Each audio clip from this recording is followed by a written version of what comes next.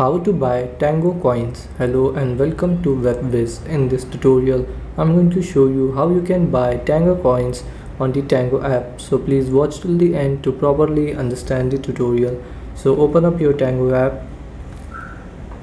Then once you're on your app, you have to tap on coins here in the bottom. And then here you will see coins. So tap on show all to see all coins.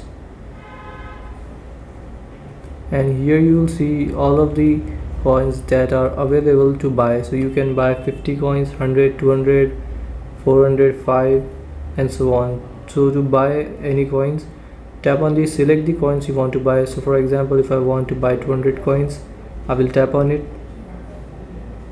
and then here you will see the buy, Google Play buy. So you have to tap on buy, and then here enter password, tap on verify and continue with the buying process. So this is how you can buy Tango coins on the Tango app.